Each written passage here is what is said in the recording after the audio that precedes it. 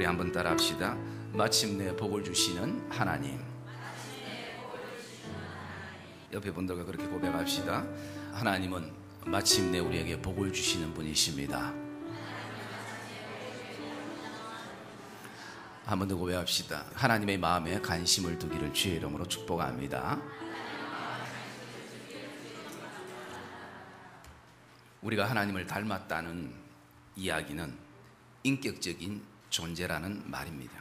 인격적인 존재에게 있어서 가장 중요한 것은 서로의 마음을 알아주는 것입니다. 우리가 내일 즐거운 추석인데 행복한 추석을 보내려면 서로의 마음을 알아주는 것이 굉장히 가족 안에는 필요한 것입니다. 서로의 마음을 알아주면 어떤 상황 속에서도 서로를 이해하게 되고 서로를 격려하게 되어지고 고마움을 느끼게 되는 것입니다. 그러나 항상 자기 중심적으로만 생각하면 모든 것이 다 오해의 요소가 될 수가 있습니다. 자기 중심적인 생각은, 그 이기적인 것은 항상 어디에서도 무엇을 해도 누구를 만나도 자신이 제일 억울하고 불쌍하고 가련하게 그렇게 생각되는 것입니다. 요즘 추석에 한복보다 더 불티나게 팔리는 것이 있다고 합니다. 그것은 가짜 기부스 용품이라고 하더라고요. 원래 이 가짜 기부스 용품은 연극할 때 소품으로 이렇게 사용되는데 추석 때 며느리들에게 굉장히 인기가 있는 상품이고 주문이 밀려온다는 이야기를 제가 읽어보았습니다. 예수 믿지 않는 가정은 제사 때문에 항상 힘들다고 합니다. 그래서 워낙 일이 많다 보니까 며느리들이 그 가짜 기부스를 주문해서 5분 정도 물에 석고를 부려서 딱 5분 정도만 붙이면 딱 기부스가 딱 돼서 일하고 싶어도 일을 못한대요. 그럼 큰 며느리는 2개 하고 작은 며느리는 1개씩 하고, 한명숙 집사님도 기부스인데 한명숙 집사님 진짜 다친 겁니다. 그 음식을 한다고, 제사 음식을 한다고 경제적인 것, 체력적인 것, 관계적인 그 고통을 늘 자녀들이 안고 있다는 것입니다. 그것을 생각해 볼 때 우리가 예수 믿는 것이 얼마나 큰 복인가라는 것을 우리가 생각하며 감사할 것뿐인 것을 고백하게 됩니다. 기독교에서 얘기하는 효도는요, 부모가 살아 계실 때 하는 것입니다. 돌아가신 뒤에 내가 불효했다고 생각해서 그동안 하지 못한 거 다 한다고 돌아가신 그 부모님에게 수의를 800만 원짜리 해드린들 무슨 소용이 있겠습니까? 결국은 전부 나무간에 다 묻히는 것인데, 살아있을 때 10만 원짜리 옷이 부모에게는 더욱더 의미가 있는 것입니다. 그런데 부모가 살아계실 때는 우리가 사실 잘 모르고 마음뿐인 것이 우리의 어리석음이기도 하는 것입니다. 그래서 나가서 또 우리가 무엇을 해드리고 해드리지 않고를 떠나서 인격적인 관계 속에서는 서로의 마음을 알아주면 거기에서부터 꼭 따라오는 것이 우리에게 있습니다. 그것은 바로 감사라는 것이 우리에게 따라온다라는 것입니다. 부모의 마음, 자녀의 마음, 그리고 서로가 그것을 알아줌으로써 서로 가지는 것이 부모가 계셔서 감사하구나, 또 우리 안에 자녀가 있어서 감사하구나. 이것이 하나님께서 원래 우리에게 주셨던 그 가정의 행복이고 교회의 행복인 것입니다. 여러분, 이 땅에 참 다양하게 많은 사람들이 살아가지만 그 살아가는 사람들의 삶을 나눠보면 결국은 2 종류의 인생을 사는 것입니다. 한 종류는 늘 불평으로 인생의 집을 가득 채우고 사는 사람이고, 한 종류는 늘 감사로서 인생의 집을 만들어가는 사람입니다. 불평하는 사람은 뭘 해도 불평하고 어딜 가도 무엇을 해도 무엇을 먹어도 항상 불평이 따라다니는 것입니다. 감사하는 사람은 뭘 해도 감사하고 어딜 가도 감사하고 무엇을 먹어도 무엇을 해도 감사하는 것을 볼 수가 있습니다. 불평으로도 인생의 집을 지을 수 있고 감사로도 인생의 집을 지을 수 있는 것입니다. 그러나 불평으로 만든 인생의 집엔 사람이 결코 살 수가 없고 살아도 사는 것이 아닌 것입니다. 그래서 우리가 잘 아는 잠언의 말씀에 보시면 소를 먹으면서 다투는 것보다 채소를 먹으면서 화목하는 것이 훨씬 더 행복하다라고 얘기를 하고 있습니다. 그래서 제가 우리 성도들에게 자주 그냥 이왕이면 소를 먹으면서 화목한 가정이 되었으면 좋겠다라는 말씀을 드리기도 했습니다. 오늘 우리는 결국 어떤 인생의 집을 결국에는 짓게 되어지는데 그 집이 불평의 집인가 아니면 감사의 집인가 라는 것입니다. 여러분, 감사와 불평은 별로 그렇게 차이 나지 않는 것입니다. 불평하는 사람은 감사거리 속에서도 불평거리를 찾게 돼요. 감사하는 사람은 불평거리 속에서도 그 속에서도 감사를 찾아서 하나님 앞에 감사하며 부모와 자녀에게 감사한다라는 것입니다. 그럼 그 이유가 어디에 있는가? 그것은 감사와 불평은 환경이나 상황이 아니라 우리의 믿음의 태도, 즉 내가 어떤 마음의 태도를 가지고 그것을 바라보는가, 그 일들을 바라보는가, 그 사람을 바라보는가, 오늘 삶의 태도, 믿음의 태도가 감사와 불평을 결정하더라라는 것입니다. 저와 여러분들이 기억해야 될 것은 사람이 가장 행복할 때는 감사하며 사는 때인 것을 기억하시기를 주님의 이름으로 축복합니다. 감사하지 못하면 이 행복을 느낄 수가 없는 것이. 그래서 우리의 신앙의 최고봉은, 신앙의 제일 절정은 기도 많이 하는 것이 아니라, 말씀 많이 보는 것이 아니라, 찬송 많이 하는 것이 아니라 그 절정은 감사라는 것입니다. 그렇기 때문에 이 감사가 또 은혜를 만들고 또 이 은혜가 또 감사를 만드는 이 아름다운 순환이 오늘도 그 신앙의 최고봉에 이르게 되는 것입니다. 여러분, 1948년 10월 27일 날 한 장례식장에 눈물바다를 이루었습니다. 그것은 여수의 애양원 교회에서 두 아들을 동시에 잃은 손양원 목사님의 감사기도 때문이었습니다. 아들을 잃고 드렸던 감사기도. 사실 부모가 자녀를 먼저 가슴에 품는다는 것은 이 땅에서 그 어떤 슬픔보다 가장 표현할 수 없는 슬픔이요, 인간이 가지는 고통 가운데 가장 큰 고통일 것입니다. 이것은 자녀를 잃어본 부모가 아니면 그 심정을 이해할 수가 없을 것입니다. 자녀를 잃어본 사람이라면 우리를 향한 그 하나님의 사랑이 어떤 사랑인가, 그 아들을 십자가에 내어준 그 하나님의 사랑, 그 하나님의 그 순간의 심정, 그분의 마음을 그래도 조금이나마 아마 이해를 할 수 있을 것입니다. 손양원 목사님은 그 두 아들을 잃어버리며 그 장례식 때에 이런 감사의 기도를 드렸다고 합니다. 저와 여러분이 이미 잘 알고 있지만 다시 한번 새겨볼 필요가 있을 것입니다. 그래서 손양원 목사님의 10가지 감사. 첫째, 나 같은 죄인 혈통에 순교의 자식이 나게 하심을 감사합니다. 둘째, 허다한 성도 중에서 이런 고배 아들들을 내게 맡겨주심에 감사합니다. 세 번째가 삼남 삼녀 중에서 가장 귀한 맏아들 둘째 아들을 하나님께 바치게 하니 감사합니다. 네 번째가요, 하나들 순교도 너무 귀하거든 두 아들이 함께 순교하니 더 감사합니다. 예수 믿는 것도 다섯 번째가 큰 복인데 전도하다가 총살 순교 당하였으니 감사합니다. 여섯 번째가요, 미국 가려고 준비하던 내 아들 미국보다 더 좋은 천국 갔으니 감사합니다.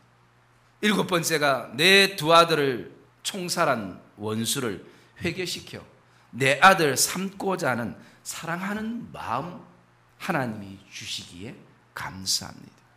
여덟 번째가요, 아들의 순교 열매로 무수한 천국의 아들들이 생길 것을 생각하니 너무 감사합니다.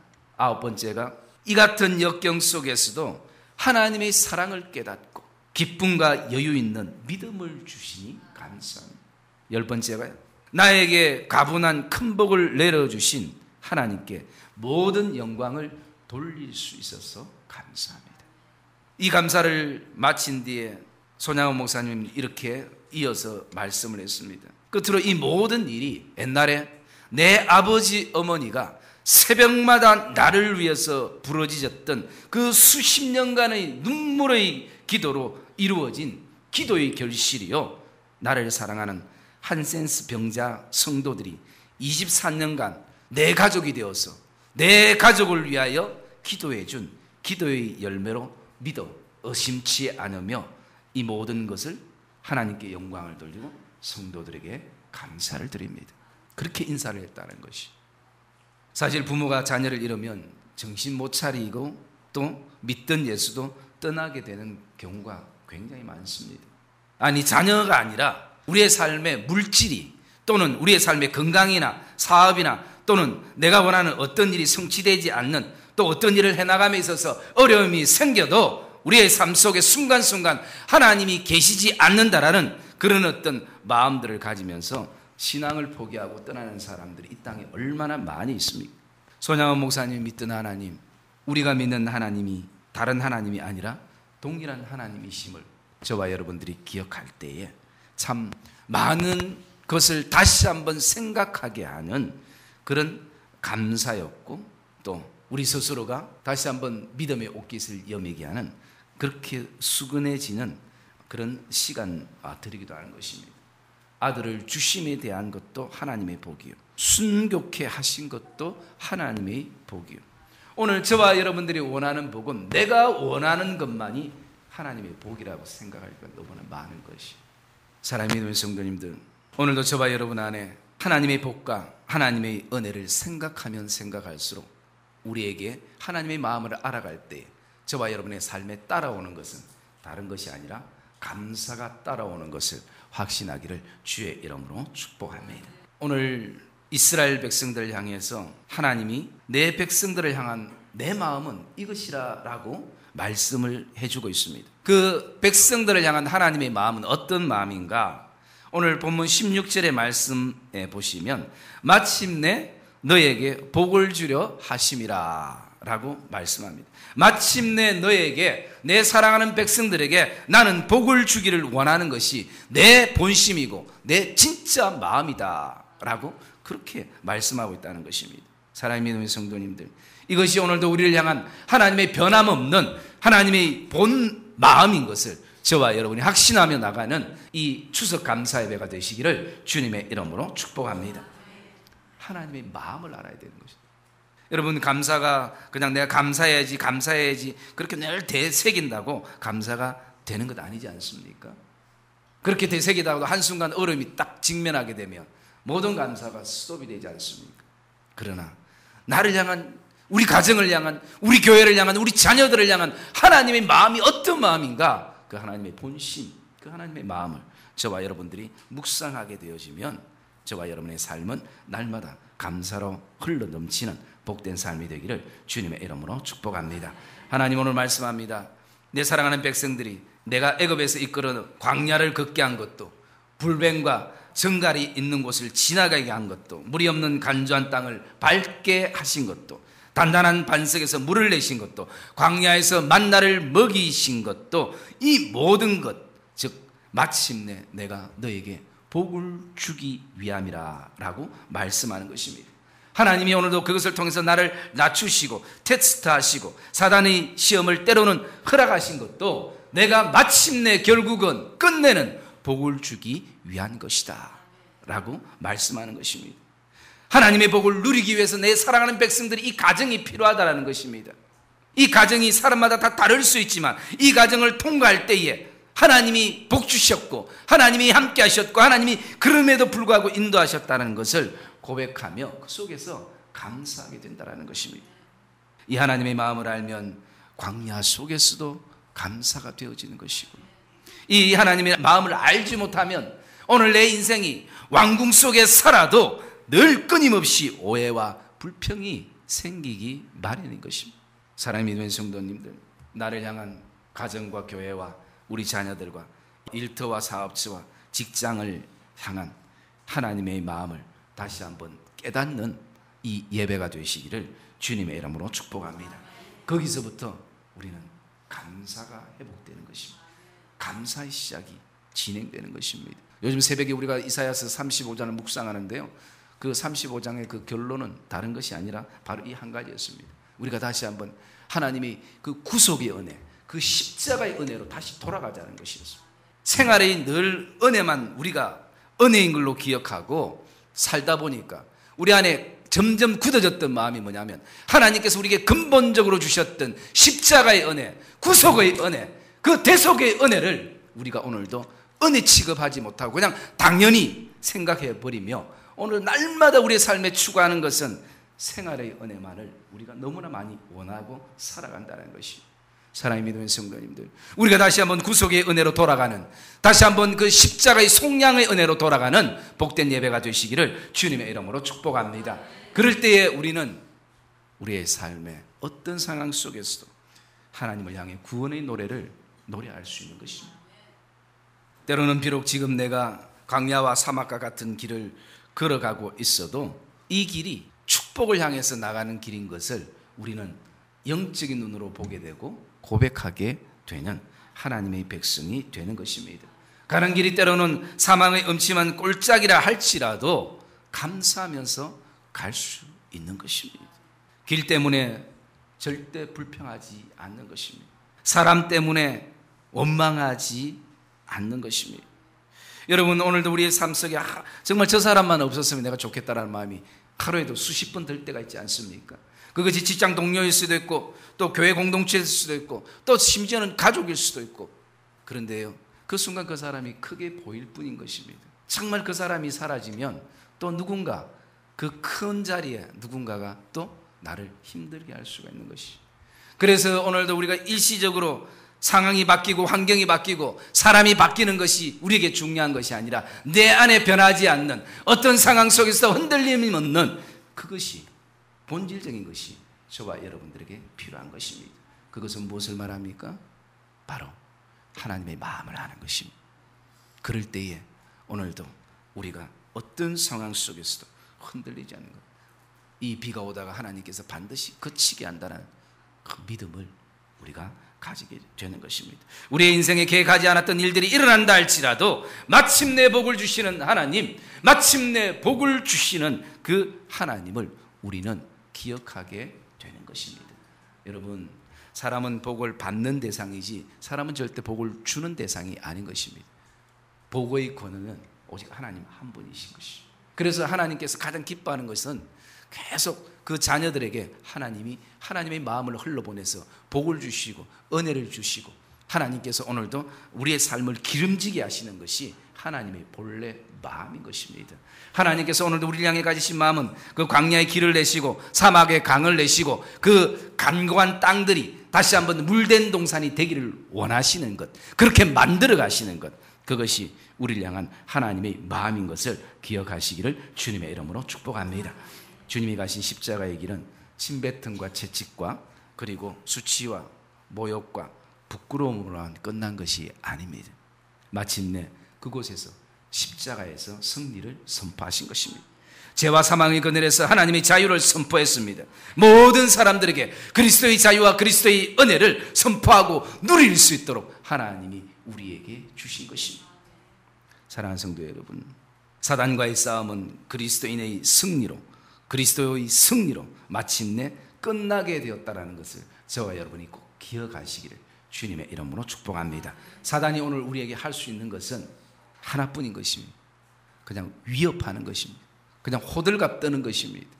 그런데 그 음포에, 그 그냥 빈 소리에 우리가 스스로 겁을 먹고 주저앉아 버리는 것이, 스스로 놀라는 것이, 여러분, 사단이 오늘도 우는 사자처럼 그렇게 소리낸다 할지라도 이미 승부가 난 인생을 저와 여러분은 살고 있는 것을 확신하기를 주의 이름으로 축복합니다.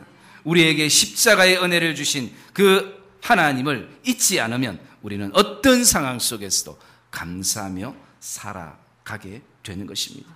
감사를 환경이나 형편에서 찾는 것이 아니라 내 마음에, 오늘도 우리를 향한 하나님의 마음에서 다시 한번 찾으시는 이 복된 감사 예배가 되시기를 주님의 이름으로 축복합니다. 정말 이 땅의 삶 속에서 우리 안에 회복되고 또 회복되어야 될 것은 다른 것이 아니라 바로 감사라는 것입니다. 하나님께 오늘도 우리가 어떤 상황 속에서도 감사하면 그 감사 속에서 삶의 희망이 보이는 것입니다.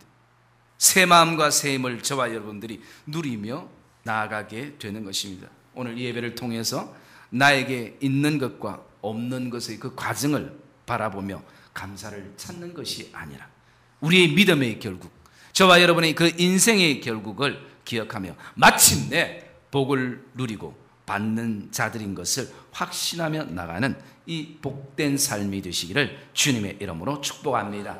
나가서 하나님의 마음을 다시 한번 우리가 묵상하고 그 하나님의 마음이 어떤 마음인가를 우리가 다시 한번 기억하며 내가 왜 복된 존재인가를 하나님의 말씀 속에 귀를 기울이면서 저와 여러분들이 오늘도 이 추석을 통해서 서로 가족 안에 서로의 마음을 알아주고 그 속에서 이해와 사랑과 격려와 화해와 용서와 화목의 복된 가족의 만남들이 저와 여러분의 삶에 이루어지기를 주님의 이름으로 축복합니다.